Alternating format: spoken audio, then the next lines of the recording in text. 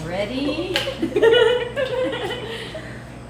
Welcome everyone to Fromage with Friends number 7. This is our 7th class.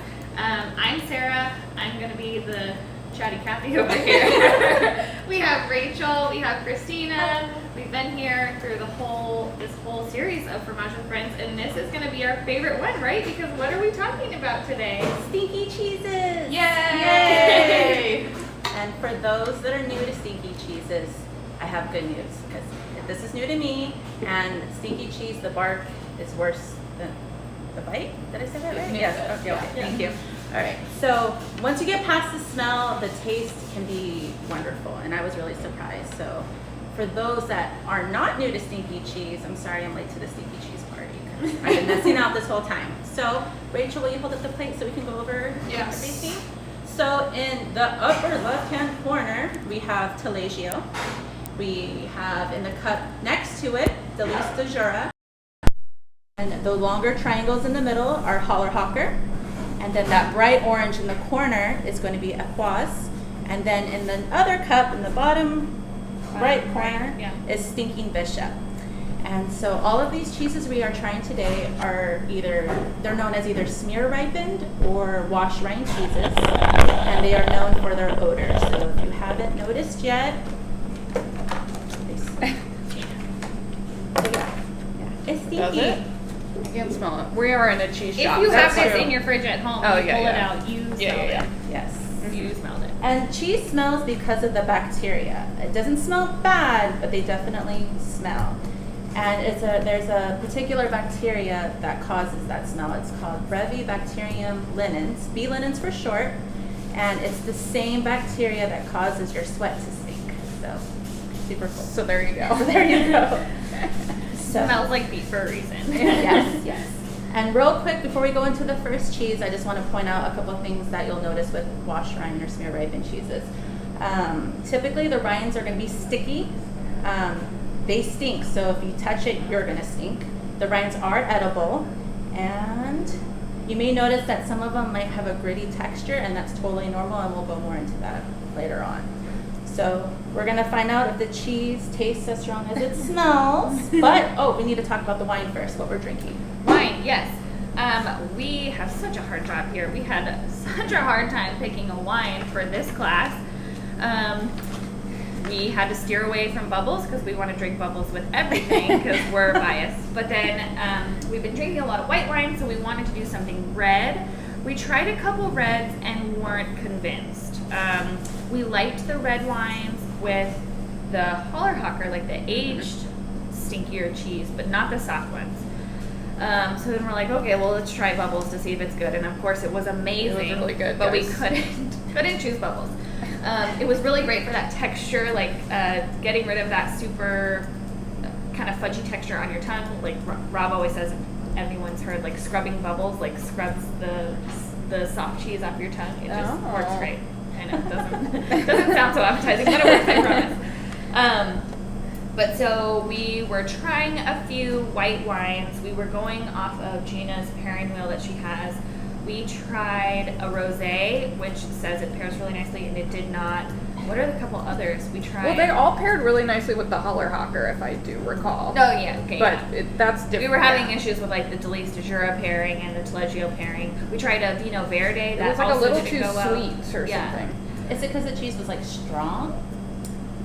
No, Or just the it flavor just itself? like was so clashing. Like when you're pairing wine with cheese, the wine's supposed to taste good, the cheese is supposed to taste good, and they're supposed to taste great together. But this was like you taste the wine great, you taste the cheese great, you taste them together, and you're like, oh, I need a piece of bread. This is not good. So we're like 3-4 wines in at this point, and we're not finding anything that we like. And we're like, okay, well, what do we just have open in the fridge? So this is our white that we serve by the glass, so we always have it open. It's a Gascon. It's a French grape, a super limestoney soil, so it's acidic, bright, sometimes has notes of peach, like tropical fruits, similar to a Sauvignon Blanc if you're trying to just explain it to someone. But we found that the acidity in this really paired nicely with all of the cheeses. We tried it with the soft, the hard, with everything. So a Gascon is our white that we're drinking tonight. Yay. hard work being done here at Yeah. Vegas. That was also the cocktail tasting day. It was, Yeah. it was a long day. I also forgot to talk about what else was on the plate. Oh, yeah. So we have some cranberries, some chocolate from Chihuahua. We have a caramelized onion spread, Dried pears. and then what kind of olives are these? I forgot. This is just the Carmona mix, is what they call it, from Losada. I think there's some Niçoise olives in there, some Gordals, just a nice variety. We were just trying to find other things that seemed kind of stinky-esque. Like, I feel like olives are kind of stinky. I don't know. Yeah. Oh, and grapes, of course. And as always, the flowers are edible, don't forget. Try it with your cheese. Try it with your cheese. So we're going to jump right into, or should we do like a little? Oh, cheers. Cheers. Cheers from home. I wonder what, if anyone else, the people who don't get wine, what are you drinking?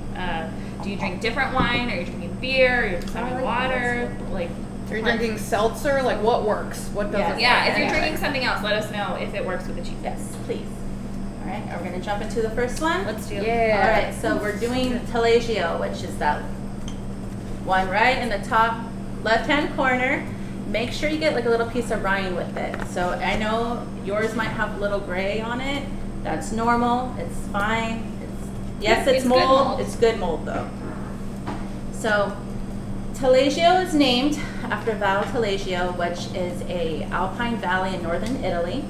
That's where they once used to age cheese in the caves there. It's been around since the 10th century. And the making of this cheese was a result of not cheesemakers, but farmers trying to figure out what to do with like leftover milk. So they're like, we'll make cheese. Traditionally, Taleggio was made in autumn and winter when the cows would come back down from the mountain after grazing in spring and summer, which we talked about in another class, transhumus. And the milk that is produced from tired cows is supposed to be richer in fat and just more delicious. The lazy cows. Lazy They're cows, fattier. Yes. So, Ooh, it's good. is it? Sorry. I got into it. All right, let me It was try hard with this class because when you're tasting cheese, it's supposed to be mild to wild. That's what we always talk about.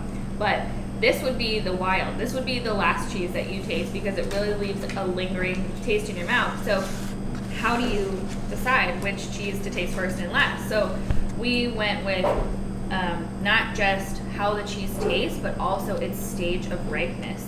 So I feel like we had two Teleggios right now, one that we prefer and one that's just like, we get it when we have to, but this is the one we love. But since we just got it in, it's much younger than when we usually have it. So that was easy for us to put it first because this is a milder version. If you've ever had the Taleggio when it's like dripping on the table, this is not that, but also so delicious. That rind is strong, but it's good. You like it? I do. I do. I didn't think I was gonna like it. Like I would usually avoid this corner in the cooler. I feel like I didn't accurately taste it because I put it on bread, which I love. But then you kind of maybe I'll what? I've just been eating it plain. Oh, yeah. And I found that with these cheeses, here in the shop, when we're sampling to try the cheeses, we often try it with say we hold up the piece like this, we kind of scrape with a taster spoon. So I realized that I'm never eating the rind. So with this class, right. I've been eating the rind more and found some interesting things. Yes. Which Christina will get Good, to. the bad. Yes. The crunchy. And the rind will be stronger than the cheese itself. So if you like had the rind in that first bite and you are like, oh my god, what did I do?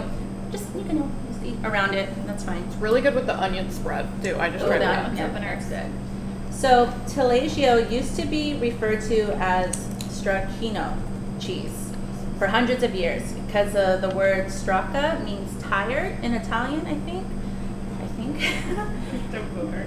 Don't quote me. And so that was like referencing the tired cows that would come down the mountain. But there is a type of cheese called stracchino, and Taleggio is like similar but different. There's different amounts of salt and seasoning going on. So they changed the name, and so now it's Taleggio. It is protected since 1996, and so it means it's only made in certain provinces and, follows the guidelines. What else can we Does talk it about? have to be, I was reading about the caves of Valsacina. I don't know if I'm saying that correctly.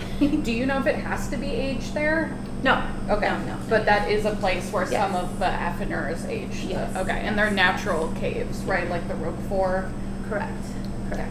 And then so they could be made, aged in the caves, in the factories. It can be made with pasteurized or unpasteurized milk, but in the United States, as we've talked about before, you have to have pasteurized or aged at least 60 days. So that's what we get. And I also read that there is a Taleggio version made with goat's milk. Oh. Yeah, and it's called like Nababo or something. Sure. Delicious. Yes. And I thought it was like a fun name. Well, and now I have like, to try and find it. That sounds interesting. Well, so we talked about this. Christina and I tried the Telegio together, and it comes with paper on the rind, but we took the paper off just so we could see the rind. And I'm like, this rind, now that I'm finally eating the rind, is kind of crunchy. Like, what are these crystals? Have you found that in your research? She goes, well, I haven't done any research yet. And I was like, well, okay, well, find out for me. She's like, no, Sarah, you're crazy. You're just eating the paper. You're just eating the paper, You're just Sarah. eating the You're paper. crazy. But guess who was right? Sarah was right. So, yes. So, apparently, It's crunchy. I just ate a piece of it. Yeah. So apparently, on washed rind cheeses or smear ripened cheeses, there is a grittiness to it, and this is caused by the bacteria that is on the outside of the cheese deacidifies the cheese itself, so the acidity goes down, the pH goes up, and the minerals that are in the cheese will precipitate and crystallize. I hope I said that right. This is like a Sounds real good to me. throwback to chemistry lab, Yes. if you guys remember. It's like, remember Yes. when it didn't precipitate and you like had nothing in your little jar after you like heated it or whatever, and you were just like, oh no. So sad. So Well, maybe just for some of us, but that was. Did you take chemistry? Maybe 100 years ago. You took food Not in chemistry college, too. yeah. I don't love the crunchy. I'm gonna avoid the rind on this one. Really? Personally. Too It, gritty? it's like sand almost. Yeah. It's like sand. Yeah. I wonder. Did you notice on the other cheeses? No. And I ate the rind on all the rest. Interesting. Yeah, because I feel like it isn't gritty on the Epoisses, but I guess we'll find out. So It's great with the wine. So I know we talked about what causes that smell, and it's the bacteria. It's the washing of the cheeses that allows for that bacteria to flourish. So everything is like hand washed. The Telegio is when it's washed, 5 different types of bacteria form on the outside of it, and like that's just crazy to know. What's it washed in? This one is a salt brine. Sometimes it's alcohol, sometimes it's just salt water, so we'll get it more into that as we go. And then if you want to grab it, I want to show you on the outside of Telegio, because it's protected, it has an imprint, and it'll be 4 circles with the T in it and a number of the dairy to to authenticate that this is where it's made and it is real Telegio. It's high in fat, and it's aged at least 40 days, and it melts really nicely. So you can have like in a risotto, polenta. I made a pastry with it once. Like a little puff pastry, this smear of Taleggio, a tomato on top, and some salt and pepper, and baked it. And the puff pastry like enveloped the oozy hot Taleggio and the tomato. So good. Chef's kiss. Oh my God. Sarah makes all of our spreads in-house, you should know. So, Yes. like for our sandwiches, our red onion confit and balsamic glaze and everything, so. Did you? We'll have to do on these. You got some? I'm gonna smell it. What are we doing? She's smelling it. okay. It doesn't smell very strong. The Taleggio? Yeah. No. I wouldn't say that this one smells, Mm-mm. and when it's right, it's not super sticky. Maybe that's why they put the paper. I don't know if you're supposed to leave the paper or not. Most of the times it's pretty hard to get off. But Yeah, it's like attached. Since this wheel was so fresh, it was easy to get the sticker off. But I think like once if we were to unwrap that, it would smell initially, yeah. and then it will. So that's something good to talk about, because I was smelling it and I don't smell that, like, I hate to keep saying it, but like stinky feet smell that you might smell with the Epoisses. It's more ammonia. And we talk a lot too about how when you open a cheese at first, you might like get a huge whiff of ammonia. Sometimes you need to let it sit out a little bit and kind of let it just air out, and it's fine. If it continues to smell like ammonia after like 20 to 30 minutes, then it might be overripe. But one of the reasons why it smells like ammonia is because it develops on the rind. And you were saying the acidity was being lower, the pH was going up. We have our fun pH curve. Doesn't matter, guys. And the ammonia helps the pH go up. It helps it be less acidic so that it can ripen. So that's why it smells like ammonia, right? 5.8 pH balance. Needs to be 5.8. Wow. Or above, right? Or above. That's in your quiz Or at the end above. of this class. Yes. It's funny how you just remember the things that you read and you're like 5.8. I got a number. It's in your nightmares. How does everybody else like it, and what have you paired it with? Thumbs up with the onion jam. Oh yes. I liked it. Paired Annie with a Pinot Grigio. Nice. Oh, Loved great, it. yeah. And Karen paired with a Orange Swift Abstract Red Blend. So a red blend worked Oh, really very well. great. Nice. And olives. Loving it with olives. Oh. I gotta Well, try I'm gonna one have of an these. olive. Oh, I gosh, really there- wanted to pick There a are red. pits in them. This is going to be fun for those watching. So Please wait. question from an H, Sarah. What kind of sandwich, open-faced or not, would you recommend non-chefs make with stinky cheeses like Taleggio? Open face sandwiches. That sounds good too. I think you need something to balance the cheese, whether it be like balance the creaminess, balance the stinkiness. Stinky cheese and a drizzle of honey would be really good in a sandwich. Like I said, I think the sweet pairs nicely, but also the pastry I made with the tomato. Like if you had some sun-dried tomatoes and a stinky cheese in a sandwich, the acidity is balancing with the funkiness of the cheese. Yeah, so also with the wine and acidity. But that's, or even this onion jam that it pairs so well with Yeah. the Telegio. Put those two things in a sandwich. Throw some meat in there. The meat is kind of just whatever you prefer, like salami, prosciutto, just add a little bit of saltiness. But I think you're just trying to balance the stinkiness with something else. Something sweet, something acidic, whatever you got. You could do prosciutto for a regional pairing. Oh, so fancy. Are you making lunch for us tomorrow? Well, no, you're not.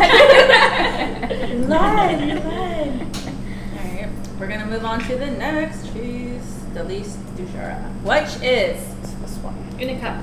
So we'll recap. The first cheese we tried was Taleggio in the upper right-hand corner, and then in the cup next to it is the Delice du Jura. For those of you just joining us. Yes. Which is from Jura, France, and it is aged 6 to 8 weeks. And I will go ahead and say it. This is not my favorite cheese to wrap when a customer orders it because it is very soft and messy. You can see like this is the piece, and it's just like you can see it bend when I hold it because that's how Yes, soft it is. yes, yes. I don't know if you could see the rind of the Taleggio, kind of, but like the colors are so different in the two wash rind cheeses already. This one's so light. And the colors will depend on how often it's washed, how long it's been aged, what the cows are eating. Like there's so many different factors with that shade because you'll see orange, like you said. Sometimes you'll see brick red or even like pink. Well, we'll see a little pink one later. A lot of customers come in asking for a type of cheese called Reblochon, which we can't carry in the United States since 2004 because it's made with unpasteurized cow's milk. But this is the next best thing. Yeah. Any fun facts about Reblochon? You wanna Well, talk we were about? talking about it earlier, and we were trying to learn French right before this Crash class, course. but- Crash course. and I don't What'd you actually learn? Baguette. baguette. Yeah. So reblocher, I'm not sure how to say it, but I'm assuming the verb of reblochon means, what does it mean in French? Well, you told me not to pinch. To, so I put my she hands did this down. the first time and it was upsetting to everybody. To pinch the cow's udder twice is apparently a very specific verb. And I know you have some history about it if you want to share. So back in the day, 14th century, the landowners would tax the mountain farmers based on how much milk their cows provided. So the farmers were trying to save $1 or $2, so they would be like, they would stop milking the cow and then be like, oh, this is all the milk we got, and then give a little pinch, and then when the landowners got their money and left, they'd be like, all right, pinch again so we get more milk. And I just pinched underneath the table. So It's like the bend and snap illegally. yes, yes. The pinch and milk. The pinch and milk. What a funny story. Oh my God. How do we get here? So the Delice, it's it comes small, so it's like the other half is about a pound. It's about 9 inches in diameter. Usually it's like an inch tall. It's aged in a cellar or a cave, and every 2 days is washed in a brine of salt water, and it forms like it's this velvety, yellowish rind. And we're going to taste it. I'm going to taste it. Have you tasted it already? Yes. What do you This think is about yours. it? I tasted it. It tastes different than it tasted the other day when we were trying to pick Yeah. the wines. And that makes me think, so we opened a fresh wheel when we were tasting the wines, and I didn't love the cheese. Just wasn't for me. This tastes so much better than the other day. Yes, and so then that goes into what Rachel was talking about. Did it just need some time to air out? Because we made the plates yesterday, and now we're eating it today, technically uncovered it. I know it had the lid, but it had some time to just release whatever it needed to, and it tastes so different. Yeah. In a good way. Yeah. No, it's more like almost nutty to me. It tastes nutty to me. Oh my gosh. Yeah, again. totally. Yeah. And like really milky. Mm-hmm. I think that's a flavor I don't love in cheese, that milkiness. Milky. Yeah, personally. But Yeah. that's what you really get from it. I'm going to taste the rind. I don't. This isn't one of my favorite cheeses, the Delice du Jura, but I mean that doesn't mean it's obviously a delightful cheese. But I'd yeah, I love don't- to compare it with real Revolution, I know. which I've never had. one day One day, I'm in France. field trip.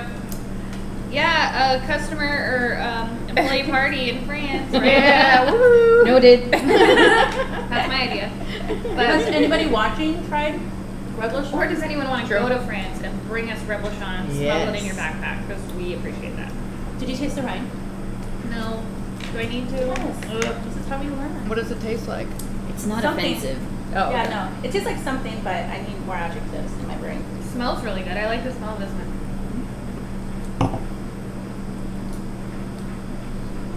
I don't like it. But what does it taste like? I don't know. It tastes like something, but I don't know what it tastes like. Yeah, it surely does.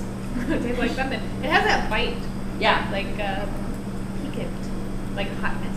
If you have one of the really, like towards this edge here, it's Yeah. super runny. If you have a piece like that, you'll know because it's like dripping. But like overall, it's pretty milky and like not super salty. Like once we get to the Epoisses, like, and we'll talk about why salt is important, especially in these cheeses. But it's like not extra salty. No, I don't think. it's a nice beginner stinky cheese. Yeah. Yeah. It's definitely not what I thought it would taste like before I had it for the first time. I thought all of these were going to be like really bad, but Because they're all on the same shelf, they should all be, grossly stinky, but they're not. no. They don't taste how they smell. Grossly stinky. I knew that in the other way that you would use the term grossly, not actually gross. But I opened our chocolate so we could try. I don't know if we want to be trying the Oh, cheese good with idea. chocolate. Good idea. Yeah. For sure. Maybe this one needs an olive. I feel like it needs some salt. Just sprinkle your little fancy My flaky salt? Your flaky salt. She has a bottle of salt in the back that says Sarah's salt, do not touch. Correct. I use it for our salted pistachio honey. Ooh. That's why. It's not my personal salt. So I like it with olive. You already talked a little bit about why the rinds are orange, right? It's that Brevibacterium linens. But then I was also reading more into it, and for a long time they thought that everyone get really excited. For a Okay. long time they thought that it was the bee linens making that color, and it still is a little bit of it, but they did some tests where it's like actually some native yeasts and other bacteria actually contribute a lot more than they originally thought to the rind, as opposed to just the bee linen. So they usually introduce the Brevibacterium linens, right, to the cheese, and then you wash it to try to encourage the growth. But it turns out that it's really important that you age it in a place with like high humidity and everything so it can ripen like this. But then whatever native yeasts and bacteria are there kind of attach to the rind and contribute to the flavor. So it's just crazy. So if this cheese were made in a different place, it's going to taste different, even if they follow the exact same recipe, which I know we've talked about Yeah, before in yeah. other classes. But I thought that was interesting. I also remember reading annatto is in this cheese. Really? Yeah, because I remember thinking, that's weird. Oh, really? Yeah. For the rinds? I don't, it just, Oh, it just was yeah, because I was reading, because I wanted to know what type of rennet was used. Yeah, well, because you would think, like, based on this color, because we have talked about annatto before, that it might be that. Usually it's not. I guess it is in this case, but, Yeah, but I didn't see it on any of the other ones, so. interesting. Yeah. So. Annatto being, I don't know if everyone's watched all of our classes, being this seed that grows in nature, totally flavorless. It's commonly used to color cheddars, also used to color Gouda sometimes, but it doesn't change the flavor of the cheese, it just changes the color. Very good. All right. So the first two cheeses that we tried are considered smear ripened because they are soft, they're unpressed. And the next cheese we're going to try, the one in the middle, so the longer triangle right in the middle for those that are just joining.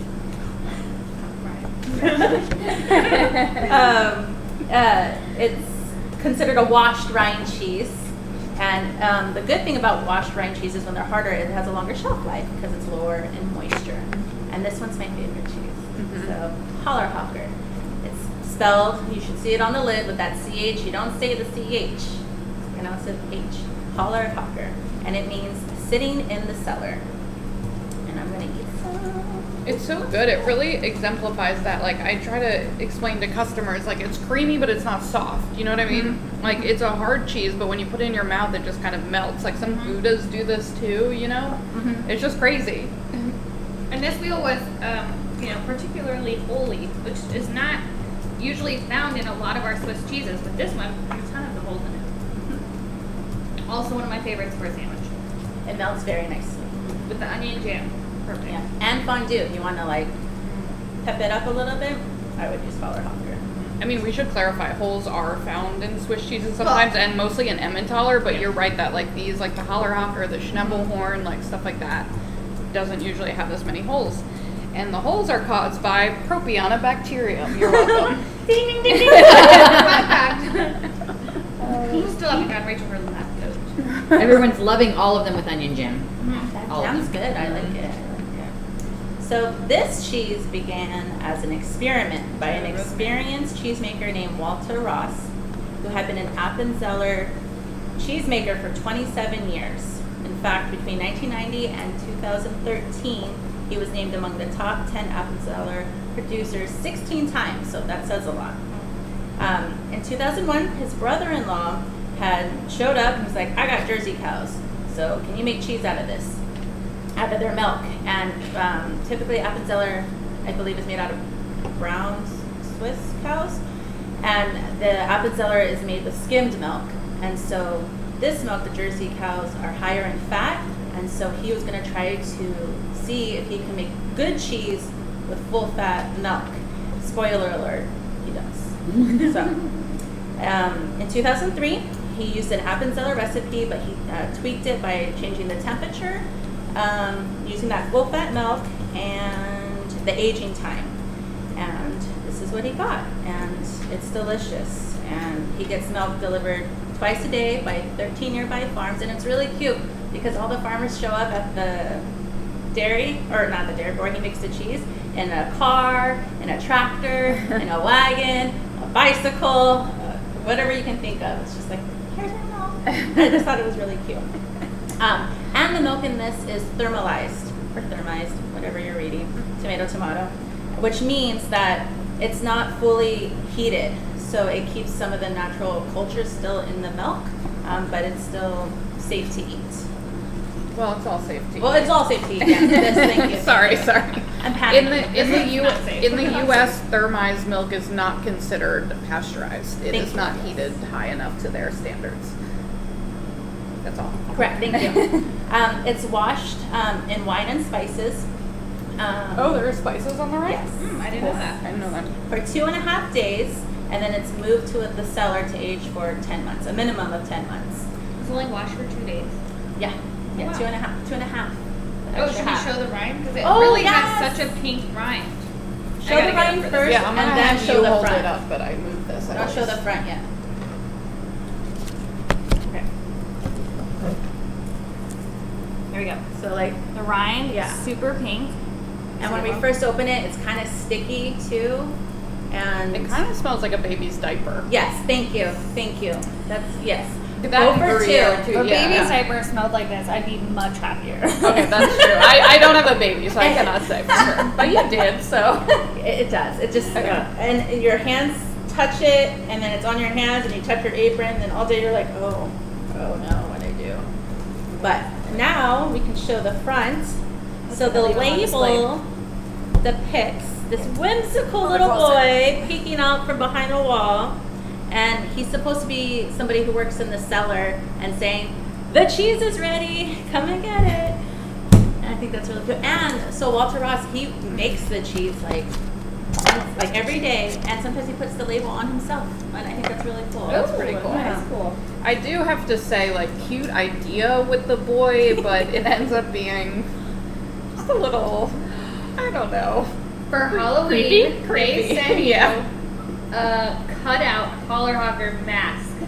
We got that a couple years ago. That's There's a picture of horrifying. me Oh and my Dawn God. with our Challerhocker masks on. Cut out the eyes, and then you just like put it up on your face and tie it with string, and you look like a creepy Challerhocker Possessed. person. It's insane, and they send the stickers with it too, you know, that you Oh, can put yes. on a wedge if you pre-cut it or something, and they all have that creepy boy on there, and it's just like, okay, It's this is what we're adorable. doing.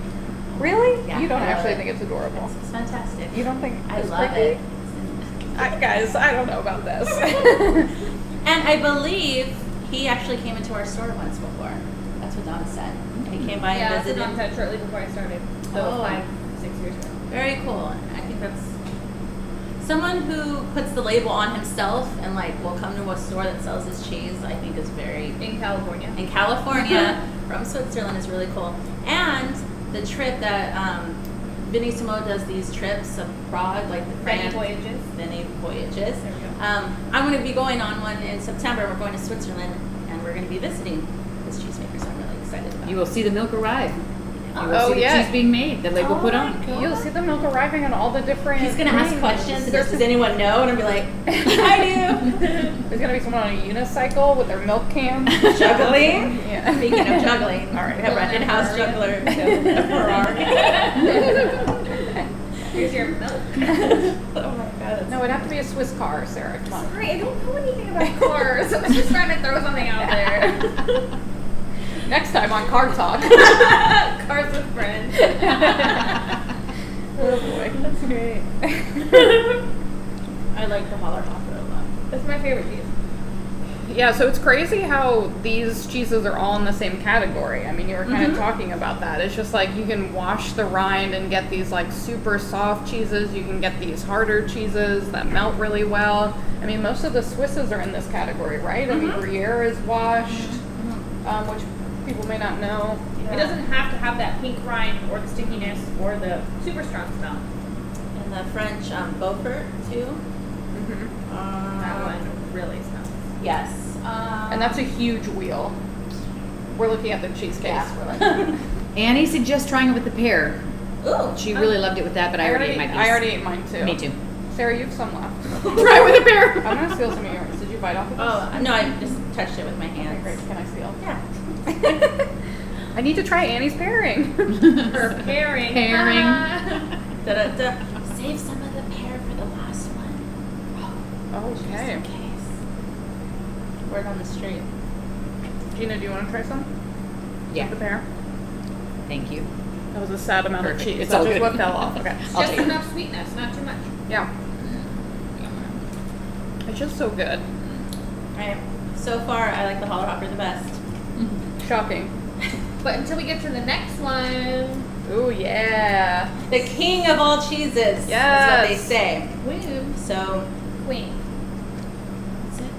We're the queen. Queen. Get it? No, okay. Keep going. Okay, Oh, here we boy. go. The royalty of the cheeses. Oh, we have to recap for those that are just joining. Wow, this is a fun bit we're doing.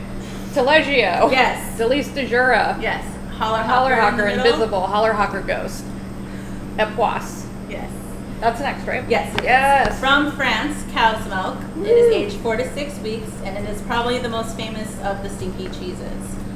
They say it's illegal to carry on the train in France. I don't know if that's true. I saw it online. Really? Then I it did. must be true. Yes, on the metro. It Wait, was on their Facebook. site. It was on Facebook. It was 100% true.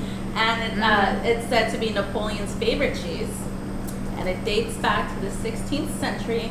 You need help? I thought Napoleon liked Yeah. balancé. He liked cheese. Remember with the Yeah, I pyramid and remember. the Yeah, lopping yeah. off? He was super petty. I almost said good guy, and then I was like, oh no. And if you've ever heard of monastic cheeses, this is a great example. So back in the day, monasteries would make their own cheese. They wouldn't eat like meat or fish, so they were looking for a source of protein, so they would make cheese. And they would also make wine and beer, so they would wash the cheese in the wine and the beer. And so each monastery had their own recipe. they had an Epoisses recipe, and they had it for 200 years until it just faded out, and they gave it to the local farmers. And so you might, if you start reading about cheese, you might come across monastic cheeses. Or there's one that starts with the T, Trappist. Is that? Yeah. Type of one. Yeah, Yeah. they make a lot of beers, the Trappist. Okay, so that's probably why it's related, yeah, because they would make them. Now production is, monasteries still make it, but most of it like in big factories now. There's 4 producers of Epoisses, and it was almost lost forever. So before World War II, over 300 farms made this cheese. After World War II, that dwindled down to about 2. And it disappeared forever. And then it wasn't until 1956 that Robert and Simone Berthaud? Berthaud. Yeah. Bertha. Yeah. Great, thank you. Made it. And it's a cute story because Robert asked his aunt for the recipe and she gave it to him. And they were only supposed to make it for themselves. And then it was like super delicious. And so they're like, oh, we should sell this. And Thank God they did. thank God they did. And here we are. So good. It's I really need good. to. Okay, So chocolate. good. It has. It can be a little bit too salty, maybe without the bread. I've been eating it by itself just to. Go for it. Mm.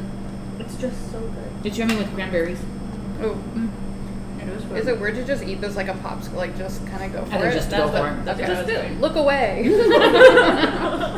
Commercial. Now we're all looking. It's meaty. Mhm. Like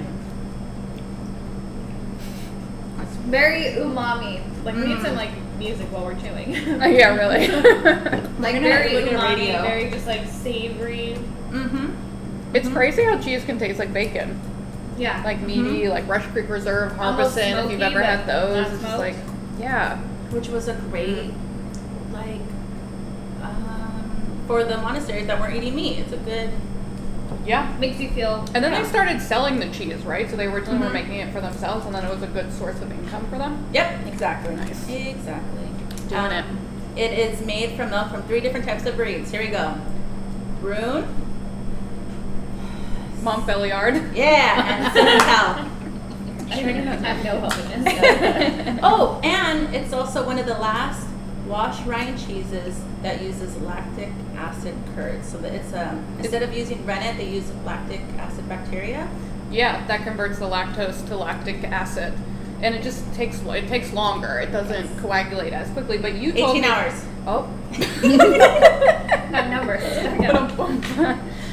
But you said they use a little bit of rennet. A to little help, bit, yes. But just not as much as usual. Correct. And then that keeps the curd loose and delicate. Okay, so it's not fully vegetarian then. No. No, okay. And then, so once they get the curd, and they form it, it's washed several times a week in a mixture of brine and marc de Bourgogne, which is a brandy made over like the leftovers from winemaking. That encourages the bacteria to grow, and then you get this really bright, like what we talked about earlier, that orange, bright orange rind. Yeah, do you want to hold up the whole wheel closer to the camera? Yes. And there's no annatto in this, correct? No annatto. Nope. And then when they first start washing it, it's usually like a watered down brine, like just very little, and then they introduce that brandy more and more as they keep washing it. And then the alcohol dries out the outside, and so they will wash it, let it dry, and then flip it and do it the other side. That way the cheese is always dry on one side when they set it down. Okay. Oh, nice. And then it has to ripen for at least 4 weeks before it can be sold as Epoisses. And they come in these little wooden boxes. Traditionally, they would use chestnut leaves, but because of all the rules, they don't do that anymore. And then they do put that plastic for a reason, because they don't want people touching the cheese to see if it's ripe. They want you to use your eyes to see the color of the cheese to make and tell if it's ripe or not. The color does change a lot. Yes. From, young to ripe when we Yes. get it shipping in. Yeah, you can, if you're ever, I mean, we obviously go through our cheeses and make sure we're not selling you anything that is overripe or anything like that. But if you're ever looking at cheeses, like Sarah's saying, you can tell like the color will get darker, almost like grayish, like the rind will start cracking. It's hard to know because some cheeses, like, that might be normal. So it's just always best to like ask the cheesemonger if this is, normal. Or some people will come in and ask for like, do you have a camembert that's ready to eat today, or do you have a camembert that's ready to eat in a couple weeks? And we can kind of look at the rind and kind of, I know it sounds weird, but like push it like that to see how soft it is, and you can tell like if it's ripe and ready to go right now, or maybe wait on it a little bit. As it ripens, it gets wetter too, more sticky, more just. Annie brought up the point of serving it at room temp. Oh Yes. yeah. How much better it is. Yeah. We can touch Better on that. and softer and more spreadable and not as funky smelling, fresh out of the fridge. Yeah. Yeah.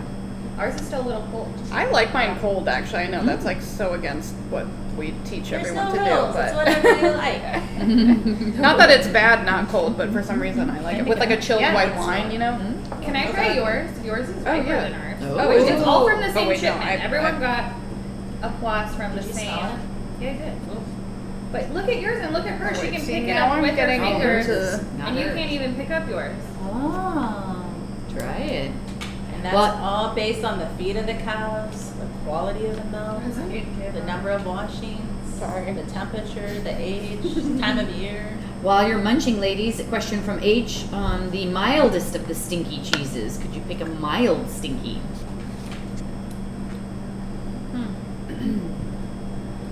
I think like a not super ripe Telegio.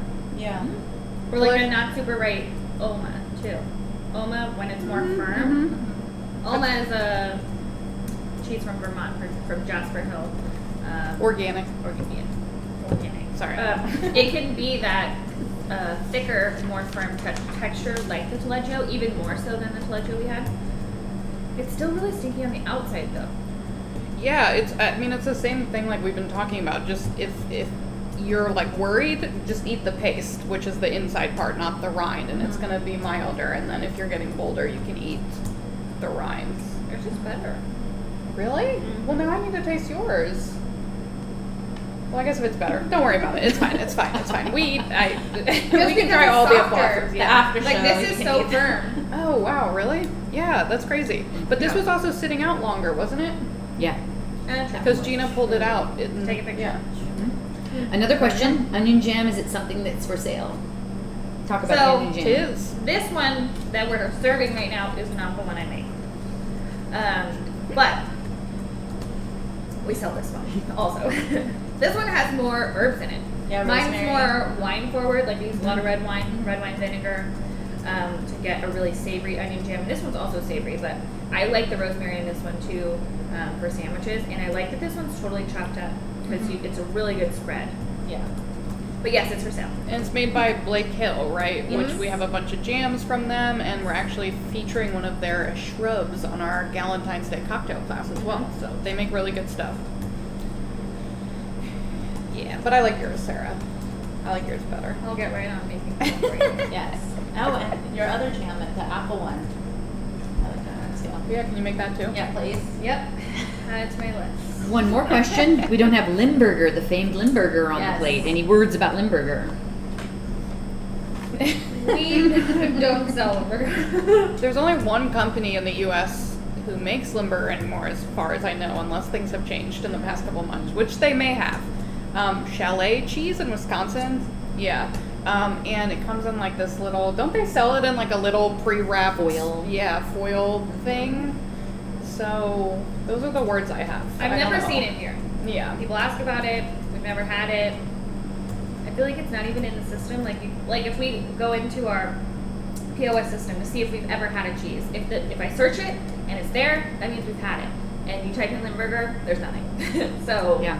It was the famed cheese 80 years ago. Yeah. Famous It's Stinky originally Stinky. from Belgium, right? Germany or Germany, Belgium, one of the two. Yeah. That area, you know, the general kind of European Again, the area. monastic. Yeah. I've had it before. I mean, it's, you know, I like Epoisses better. What's the I don't- texture? Well, I think it varies, but I think it's more like pudgy. Like, Pudgy. Good- yeah, good like word, like pudgy. like the Taleggio is this like Yeah. young Taleggio. Okay. You I've never touched had on if it stinks, it stinks to high heaven, but it doesn't taste so bad. Yeah.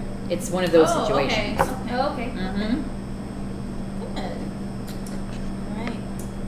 Commercial break. Refill. Oh, here comes Including Gina from the back. Floating head, floating wine glass. Floating eater.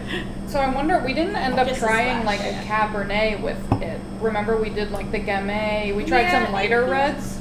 I think we were trying to avoid the spice of a cab. Right, but someone was saying that they were drinking with a red blend, and I'm just now thinking, I wonder if it was a little heavier, and that's why Yeah. it's working, you know, or Yeah. who knows? Yeah, we just did red blends and the more acidic reds.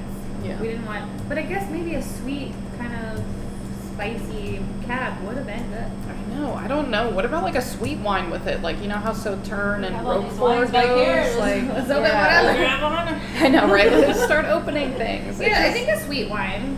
You know what else is good with the Stinkies? Coffee. Really? I'm not making it up. We Coffee. love coffee. Try Christina's coffee like, with the Stinkies "Woo." next time. a hot coffee? Hot coffee, cold coffee. Try it with coffee. Breakfast tomorrow. I mean, I have cold brew in the back. I'm like, we gotta try this later. All right. Huh, that is interesting. Well, actually, it's funny you say that because I used to work with a guy who worked for a big cheese shop in Philly, the Bruno Brothers, and he every morning drinks coffee with an Alpine, which are washed rinds, like an Appenzeller, a Challerhocker, and he's like talking about this. I'm like, okay, I mean, great, sure. He said that's what he does. So there we go.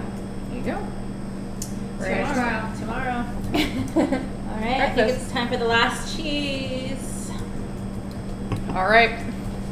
Final recap. I mean, you know what the last cheese is. You've already eaten the rest. I don't know why I'm Yes, holding last this up. cup. Last cup. All right, to recap, Recap. for those just joining us on Car Talk. The last cup in the bottom right. Stinking Bishop, which is the strongest, I would say, on the plate. Saltiest, I would say too. Wow, the rind is crazy. The rind is hard. Also Yeah. known as the smelliest cheese in the UK. No? Yes. So, I'll set the scene for you guys. The year was 1972. There was only 68 Gloucester breed heifers left in the world. And a man named Charles Martel decided he wanted to promote the breed. So he bought as many as he could, and he began to produce cheese from their milk. And if you're not familiar with this breed, what they look like is they have a black head, black legs, brown body, and then a white stripe with a white tail. What? Yeah, super unique I've never looking. seen that. Yeah, it's crazy. And their milk is perfect for making cheese because during the coagulation process, the cream doesn't rise to the surface and get lost in the way. So it stays down in the milk, which allows the milk to be richer. Fun facts. Ooh. So, Smelly. yes. This one We- tastes like really different to me from all the other ones. I don't know if it's just me. We had this cheese when I first started here, and people loved it. I mean, the stinkiest one we had, but people got it. I don't know. Then they drink your water over there. Stopped importing it for the last few years, maybe 3-4 years. And we have a request list, like people can put their name down and their phone number with the cheeses they want to get called in if we get it. It's like the longest list of people that want to be called when we get Stinking Bishop in. And they haven't been importing it. We got this email. It's back in the country, so I ordered it right away. I didn't think I would get it because, finally back here. And I got it on the first delivery, and we've had it ever since. And I was really excited to have it for this class because we haven't had it in a long time, like a long time. I tasted the rind first, to be fair. I didn't like the Oh wow, rind. you tasted the rind. Yeah. I wasn't even that brave. I guess I'll do that now. It tastes really good with the spread. It's bitter. Funky. That's what it is. That's the word, bitter. Bitter. Yeah, the bitter. Christina, can you repeat the name of the cow on this one? Gloucester. And I Googled how to say it because I was scared. It's like Gloucester. Yes. But the Google translator had a British accent. He goes, you think it said like this, but it said like Gloucester. So, I don't know. Tomato. Forgive me if I said it wrong. Which is also different with this is it uses a vegetable rennet because when they were making the cheese, if they used an animal rennet, it would mess with the flavor. Yes. Well, I And- think sometimes can't. I'm so sorry. No, please.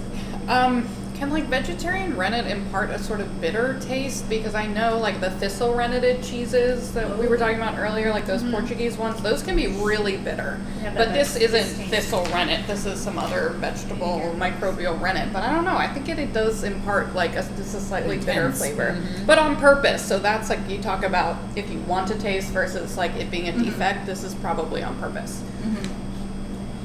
And then the most important step in making this cheese is that it's washed in perry, which is a pear cider.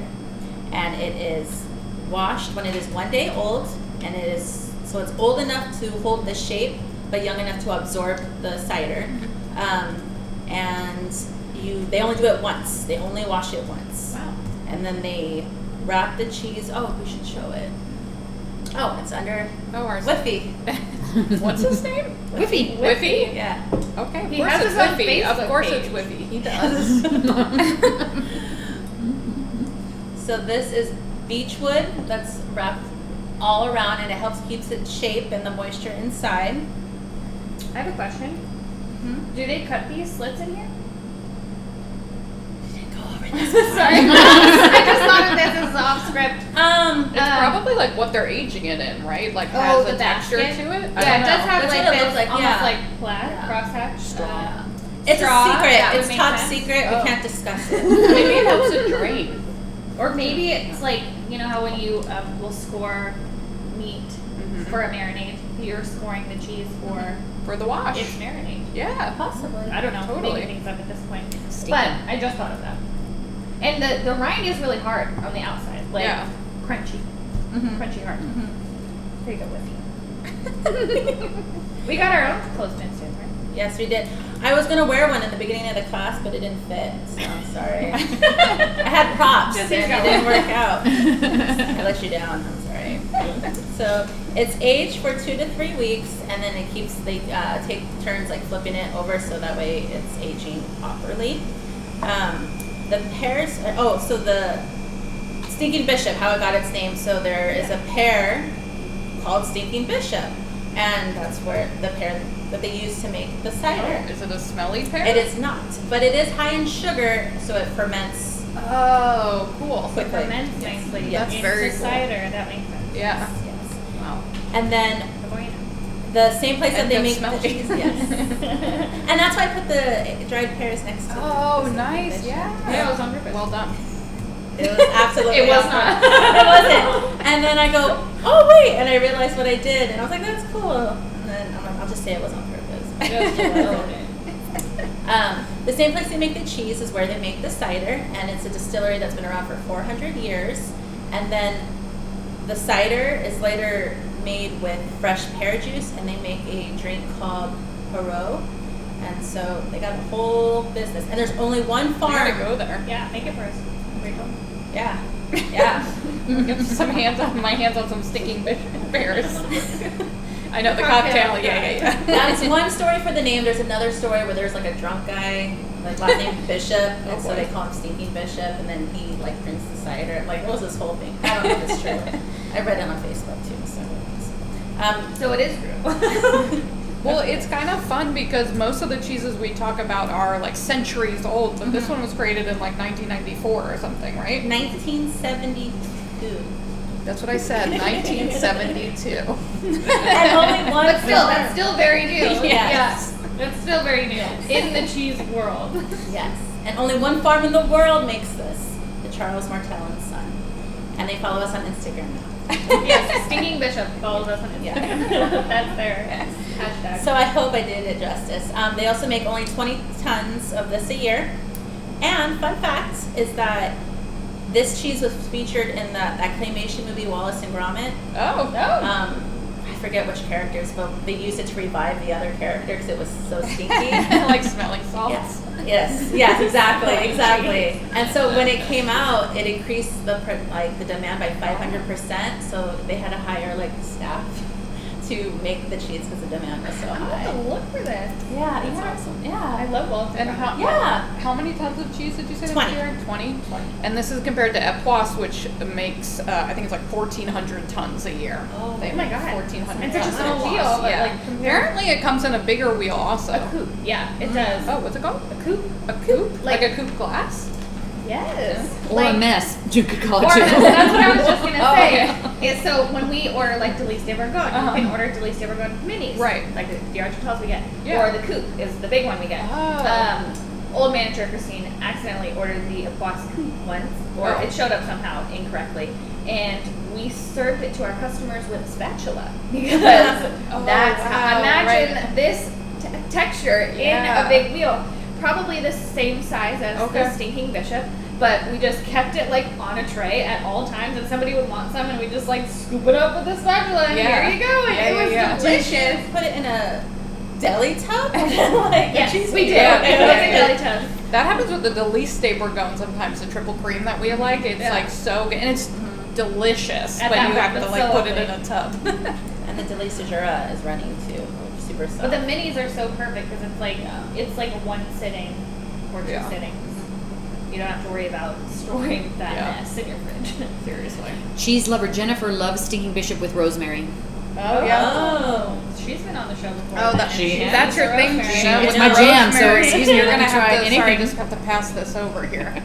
I ate the Try rest with of the the rosemary. floss here. It's still open. Let's see what I got. So good. I wouldn't be able to take this home. It's just so salty. So I took it home. I put it in a Tupperware. You can't smell it, you know. yeah, but it was just be me eating it. Yeah. Well, What's your favorites, Lorenzo ladies? doesn't And we'll want ask these people their favorites. Applause. Well, if I had to choose something other than Challerhocker, which is already my favorite cheese, applause. And we always say the longer you work here, the stronger your cheese taste is. And Christina was just saying that the other day. I never thought I'd like this cheese. I never thought I'd like this cheese. Her favorite cheese is St. Angel, like so bland, but she loves butter. Okay, let's talk about this. I like truffle honey. I eat it with. Okay, you like to add flavor. It's just a vessel, really. Okay. Yeah. Okay. But now you like strong cheeses because your cheese taste, you just need more flavor as you've been experiencing. Yes. So what's your favorite today? I like that Epoisses. Like, The I like that Epoisses? meaty, that. Sorry, I ate your piece. I know. I was like, okay, we're on live TV right now. Just eating all my cheese. Oh, Christine. The Epoisses is my favorite too. I know. 3 for it's Epoisses? just- Yeah. How about you, Gina? You had little bitty bits of each. I'm going to Stinking Bishop. All right. All right. Here we go. All right, thank guys, you. we did it. Stinkies. Stinkies, we survived. Oh, also, fun fact, Challerhocker, make sure to say holla for Challerhocker, and I want to buy one, so. It says say holla for Challerhocker. Amazing.